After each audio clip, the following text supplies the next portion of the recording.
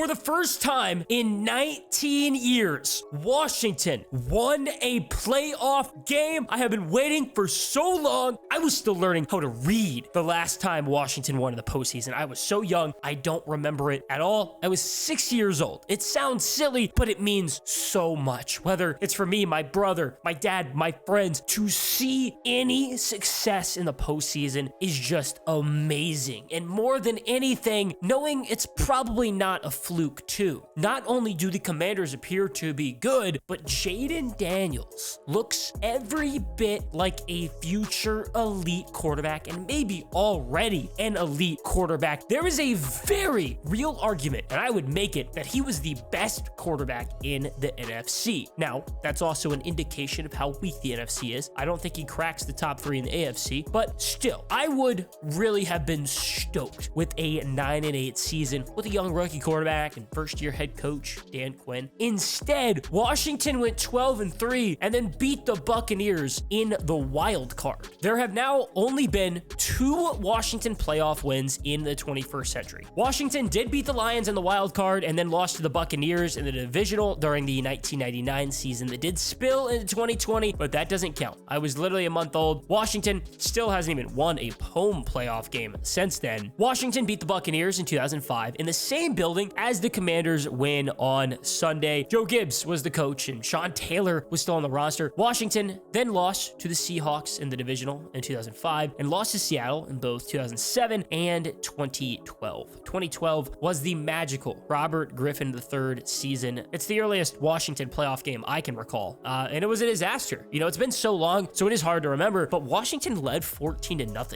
and RG3 suffered an LCL injury. It was really the beginning of the end for him. Washington ended up losing. I also vividly remember losing to the Packers in 2015 at home. You know, I thought Washington had a chance. Then there was 2020, the iconic Taylor Heineke diving pylon touchdown to make it close, but Washington did lose to the Buccaneers, and Tom Brady went on to win Super Bowl VII. Yeah, I mean, there haven't been many opportunities to watch Washington play in the postseason. I could only recall 3 times before Sunday. Now it's 4, and there will be a 5th because Washington and Jayden Daniels got it done. It's been such an incredible season. I remember how magical 2012 was with RG3. It helped jumpstart my love for football, and it will always have a special place in my heart. The first touchdown to Pierre Garçon, the long run against the Vikings, crushing the Cowboys on Thanksgiving, beating Dallas to win the division at home. There are so many moments I will never forget that are ingrained in my brain, but 2024 was better. Jayden Daniels was better. It's arguably the greatest rookie season ever. It rivals the Ben Roethlisberger rookie season, but Jayden Daniels doesn't have the same defense or roster around him. Washington is almost average across the entire board. Terry McLaurin is incredible, and anyone just now realizing that just hasn't been paying attention, but the rest of the offense is mid. The defense is okay. Jayden Daniels is everything for Washington, and he is good enough to continue to win. Once Washington uses all that money in the offseason it has, there should be a legit roster around him, and watch out. I mean, if you think Jayden Daniels is dangerous now, just wait. It was quite the postseason debut for Jayden Daniels. The Buccaneers did start with the ball and got a field goal, and Washington had its first 4th down decision of the game and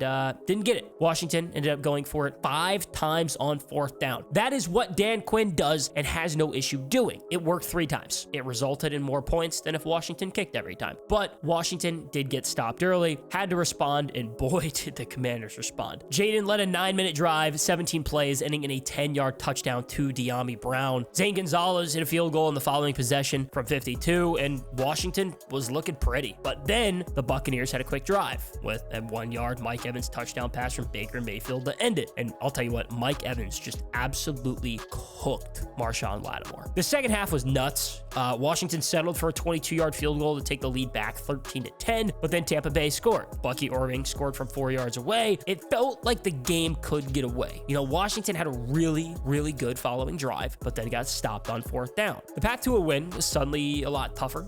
Then probably the play of the game, if not one of the biggest plays of the game. Baker botched a handoff to Jalen McMillan, and there was the vet, Bobby Wagner. He grabs it. 4 plays later, Jayden to Terry, 5-yard touchdown. Washington leads 20-17. Tampa Bay has a nice long 5-minute drive, but had to settle for a 32-yard Chase McLaughlin field goal. The Bucs needed only a yard on 3rd third down, and there was some miscommunication. The snap was off, the play got blown up. It was another huge mistake by Tampa. Washington got the ball back, killed the remaining 4 minutes, 41 seconds, and man, Jayden is just so clutch. The Buccaneers were using timeouts to get the ball back, and on a 3rd and 2, Jayden ran for it. Kalijah Cansey gets a hand on him way behind the line of scrimmage, but it didn't matter. Jayden gets the first. Washington kills the clock to set up a 37-yard field goal. Doink! And in. Zane Gonzalez wins it 23-20. Washington actually won a playoff game. I've said for so long that when Washington wins a playoff game, I will have no problem celebrating like it is the Super Bowl. And granted, I haven't gotten that excited, but I still just don't even know how to feel. It's been so long rooting so passionately and so hard for the Commanders, the Washington football team, the Washington Redskins, whatever the hell you want to call them. I've been to so many games throughout my lifetime, rooted so hard for so long, and seen so many problems and issues.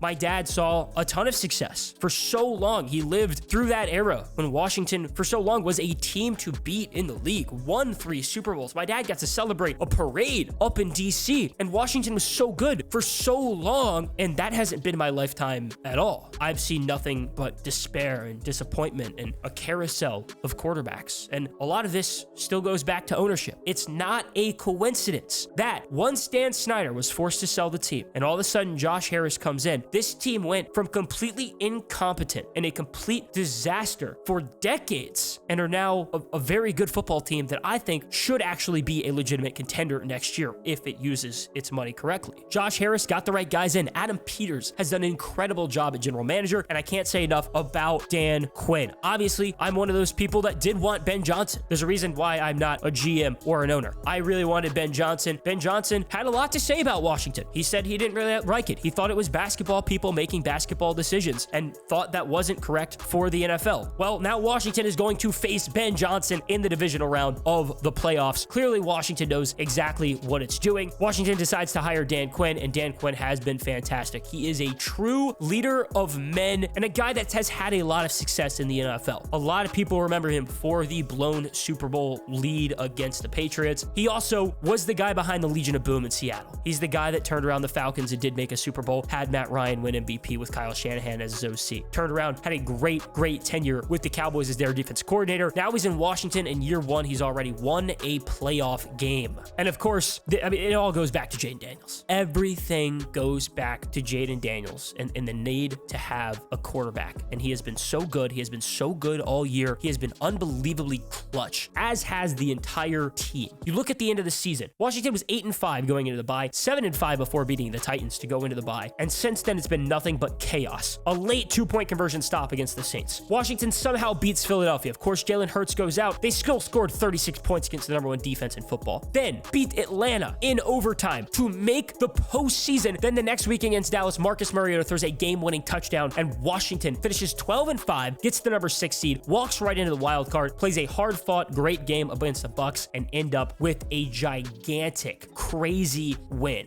It's a very unique situation where I do feel like at any time Washington can win a game, and a lot of that does go back to Jayden Daniels. In my lifetime, there has not been another Washington quarterback where you feel like there is always a chance to win, and that is what Jayden Daniels brings. I'd go as far to say he's already one of the premier quarterbacks in the NFL. I think he is somebody that is going to grow into one of the true elite NFL quarterbacks, such as in the conversation of Patrick Mahomes and Lamar Jackson. I think you're clear top 2 guys. He's super poised. He always knows where he's going with the ball. He is not what a rookie quarterback is supposed to look like. Even with how good CJ Stroud was last year, Jayden Daniels has completely blown that season out of the water. And truly, I think about how much CJ Stroud and Jayden Daniels have killed the curve for NFL rookie quarterbacks. For those two to enter the league and play the way Stroud did last year and now Jayden Daniels did is incredible. It is not how rookie quarterbacks are supposed to operate, and yet Stroud and Daniels were that good. The future is suddenly so bright in Washington with Jayden Daniels, and next week against the Lions, truly, Washington is playing with house money. The Lions are a very good football team. Detroit is also very banged up. I saw the line did open at 8.5 for the Lions, and I would definitely take Washington to cover. I think the way Washington has been playing recently, I would bet right now on a one-possession game. I think Washington has the tools to keep this within a one-possession game. Of course, the Commanders have a chance to shock the world. I mean, it's the playoffs. Washington has made it this far for a reason. Truth be told, I do think the Lions win. I think the Lions are a very good football team, even with so many players injured and on injured reserve. That roster is loaded. There's your difference. No doubt in my mind, Jayden Daniels is a better quarterback than Jared Goff already. 100%. Jared Goff is a good quarterback. There's a reason he was a first overall pick, but he also has a ton of weapons around him. That is a big reason for so much of his success. And the Lions are just good. The Lions are a team that can 100% make it out of the NFC. If I was a betting man, I would still take the Eagles. I'm much happier to actually play the Lions than the Eagles. I think the Eagles are the team to beat in the NFC, but we'll see. I mean, there is a huge game coming up now, and I don't know what to expect. The Lions are good, but Washington has Jayden Daniels, and even with a loss next week, at the end of the day, getting to see a playoff victory is just so special, and the future, truthfully, is so bright in Washington with Dan Quinn, Cliff Kingsbury, if he stays, and more than anybody, Jayden Daniels.